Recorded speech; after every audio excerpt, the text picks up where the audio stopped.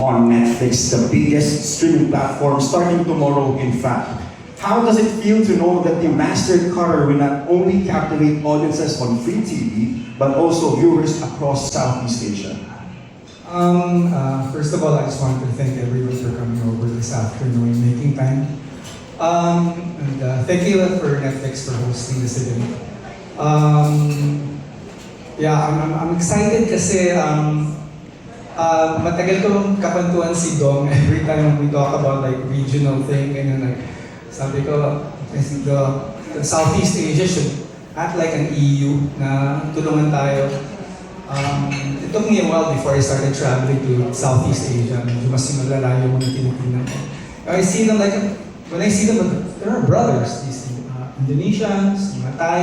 Sabi ko, these are our people.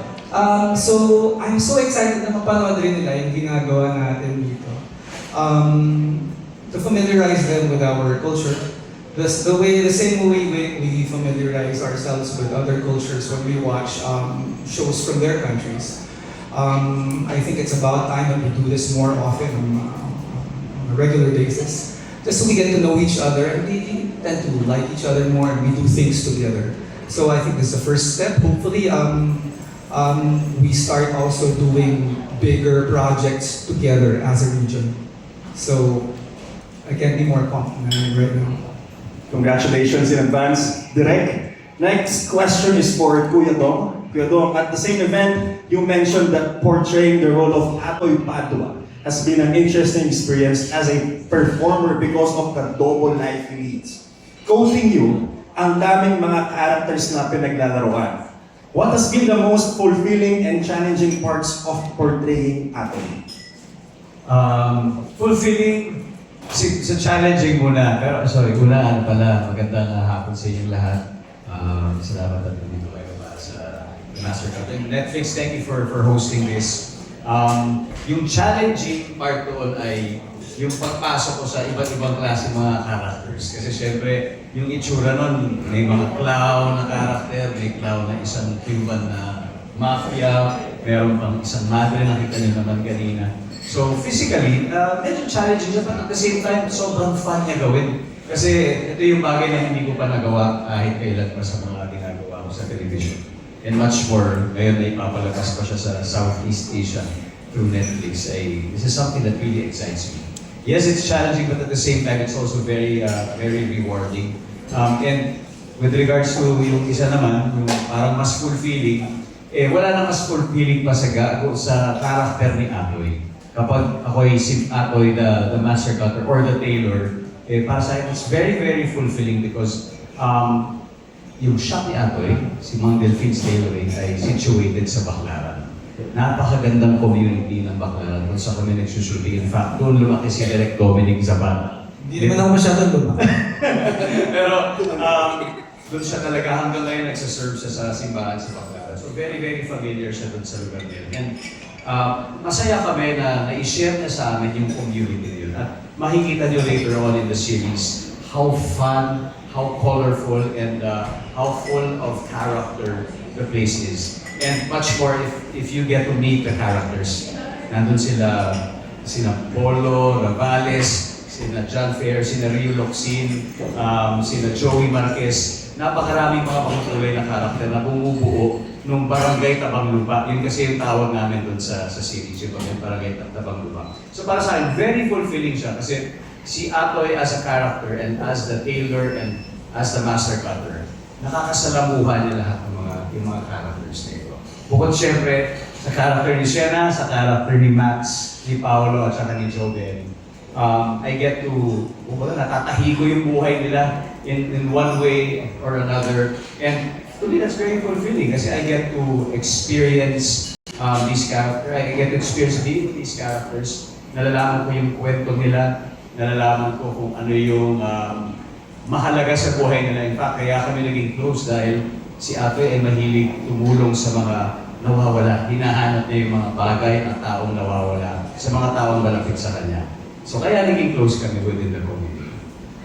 Kuya Dong, konting salita pa rin, konting kwento pa lang, nakaka-excite at nakakabitin. Thank you so much, Kuya Dong. Next is for Miss Max, Kuya Pao, Miss Jo, and Shenna. We're ecstatic to learn more about your roles in the Master Cutter. Please introduce the characters you're playing, and let's start with Miss Max. Hi, good afternoon, everyone. Thank you for being here today. We're so excited. I play Elaine. Isa siyang preschool teacher na nakatira sa isla. And she loves the simple life kasi galing siya sa very complicated na past. And pumunta siya sa isla to forget about everything. Doon niya nakilala si Atoy, played by Nino. And they have this, they have something like pulling them together, this attraction because of what they've been through in the past. They have like this trauma bond, kumbaga. And I think that's why you get to see later on that they both don't trust each other and they're both keeping so many secrets from each other. And my character is actually very secretive here, so malalaman mo yan in a bit. Next, Kuya Pao. Ako dito si, bumati kayo lahat. Kumusta po kayo? Salamat po sa napunta niyo lahat dito. Ako po si Red Regalia, ang anak ng leader ng lahat ng kasamaan sa show. At mas gusto kong maging mas masama sa aking tatay na si Dimitri, played by Nito Tonton Gutierrez. Malaki ang galit ko kay Atoy because dahil siya yung nagkahinong damit ni Max ngayon. At mali. pero ako yung pinakamasamang kalaban ni Atoy because so, chinecheck ko na po kung hindi ko pwede i-spoil. So, basta malaki lang po yung galit ko kay Atoy kasi galit lang po ako sa mundo talaga. So, yan po nga. Kaya asawa ko dito si Max Eigenman and I'm just the baddest human being in the show. Thank you, Kuya Pao. Miss Jo? Hello po sa inyong lahat. Ang character ko po dito ay si Ame, isang dating social worker na matututong dumiskarte sa kalye to survive. At ako din po yung magiging guardian ni Ipyang at magiging katulong din ni Atoy sa ilan sa mga missions niya pag napunta na siya sa poder ni Atoy. At may konting crush din po siya kay Atoy. Bata-bata, ganyan ka? Ang batang to? Thank you, Miss Jo. Shenna, your turn. Vivian is an 8-year-old street smart girl who has a sharp tongue. She is loyal and protective, especially towards her guardian Ate Abe. And she does odd jobs, kind of thief scams, manipulating through it. And until her life changes when she meets Atoy, who becomes a relicant father figure. Now she discovers what it means to be seen, to be safe, and to fight for her future. You're so good. Itatagalog naman po niya, Tagalog. Thank you, everyone. And with that, let's move to some questions from our friends in the media. First question is for Kuya Dong, and it's from GMA News Online. What made you say yes to the Master Cutter, and how is it different from your other projects?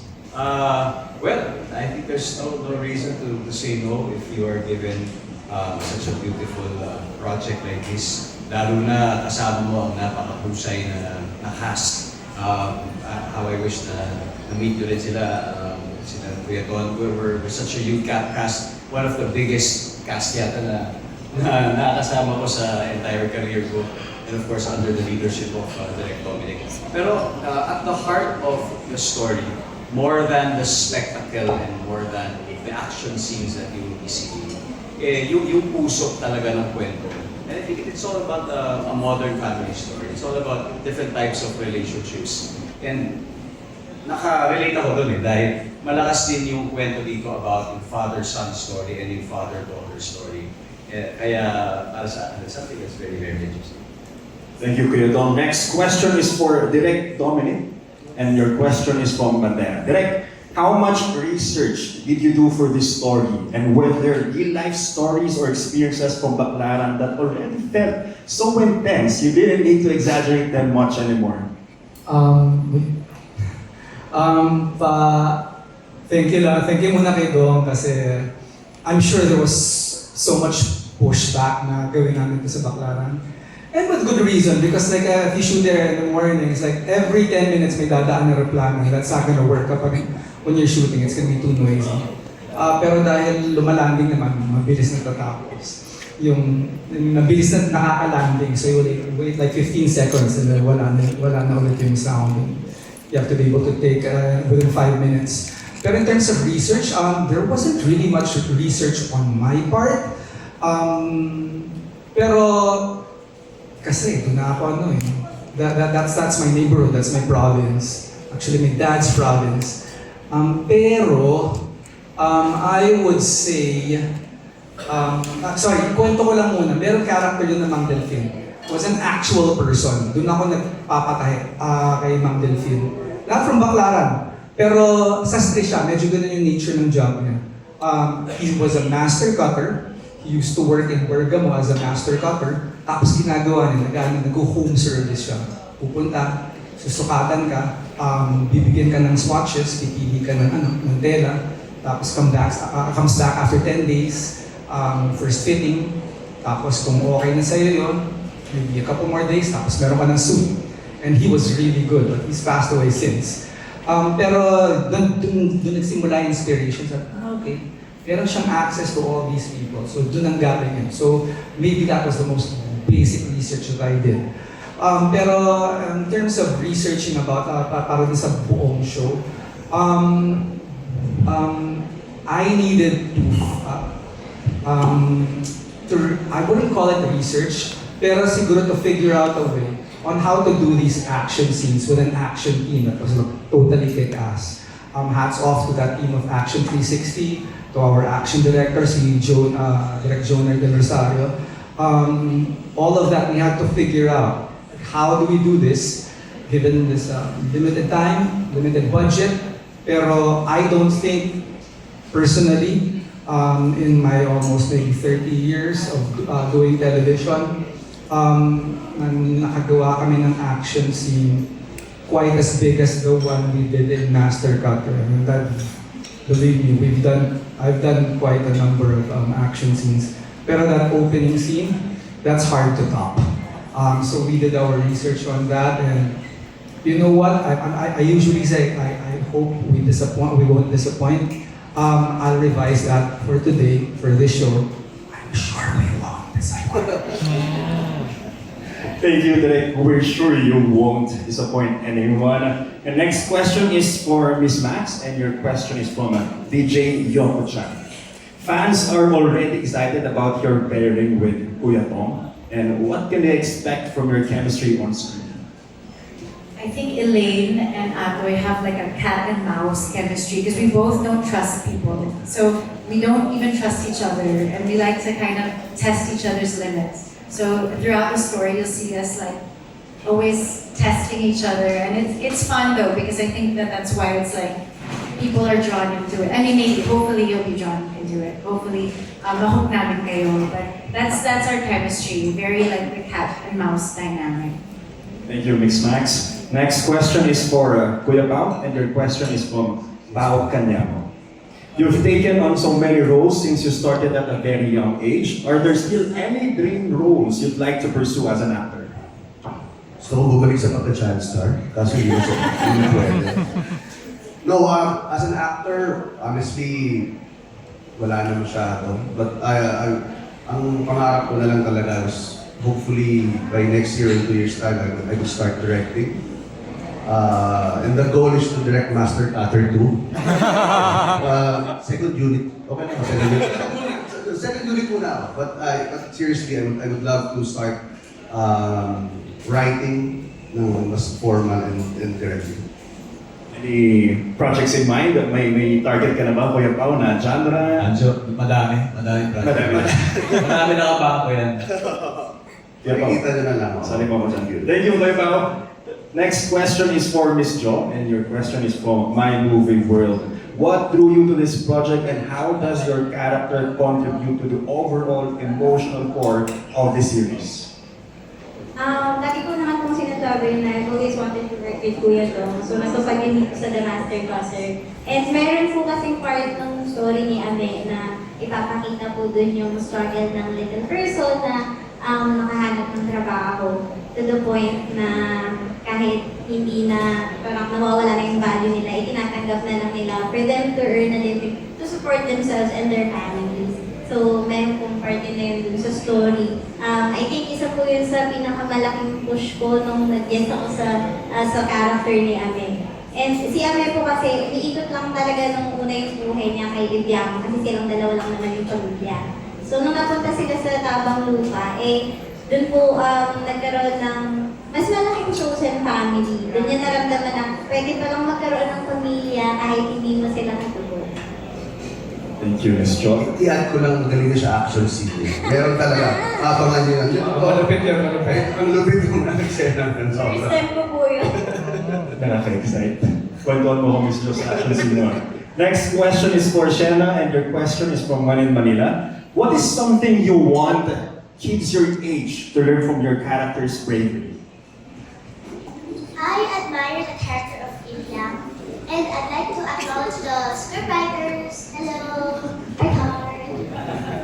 They make sure that I'm already crying just reading my script. Like, I receive it, then tears are falling from my eyes. It makes me really cry. And I really feel Ibiang's hardship she's been going through, like for how she handles her feelings for longing for a family, to being patient to bullies, makes me cry. And I hope kids my age can use Ibiang's strategy. They have to watch out for her character slowly unfolds. Ibiang is a very interesting character. Amazing. Thank you so much. That was so cute. Siya lang may napagalaman ng memo na English dapat yung sagot kasi next time. Kailan tayo mag... Parang tayo wala mong pinag-aralan. Parang nakakabobo. Ano sabi siya na? Moving on. This question is for everyone. Gusto ko namin marinig ang sagot nyo sa katanungan ito. If you can have a double life like Atoy, what would be the other one? Let's start with Direk. Direk, ikaw una. Dapat kasi sabi sa inyo, tinatanong niyo yung mga stuntman kasi double life talaga yun, double sa artista. Maybe a priest. A priest. That was, I wanted to be a priest when I was a kid. Pero parang mahirap i-negotiate yung yung vow of celibacy, so parang wasn't for me. Pero other than that, okay na ako sa pare. Thank you, Direk. Kuya Dong. Ako, chef. Frustration ko yun, pagluluto. Sinasample lang ko naman sila sa bahay parati, pero parating pagpa. So kaya yun yung gusto ko matutunan. Anong favorite food nila na niluluto mo? Scrambled eggs na kaya ko gawin. Kaya medyo matagdagan naman ng konti yun. Miss Max? Spy. Miss Spy. Have you watched, Red Sparrow with Jennifer Lawrence? Like, I don't know, that's what made me want to be a spy. Pero nakakapagod yung action, kailangan very, willing ka to, do crazy things, and I'm not, so that's why I would choose. Kuya Bao? Ako siguro parang gusto ko maging Shena. Para nakakapag-English ako sa press call. Yan ang goal. Ako gusto ko yung since laging tayo nasa Maynila, di sa may, parang gusto ko maging bankero. Yung nasa island ka lang, mas laid back yung buhay. Para relax naman. Diba? Miss Jo? Ako po Shakir. Basketball player. Ako po, gusto ko talaga maging lawyer kasi childhood dream ko din. Shena?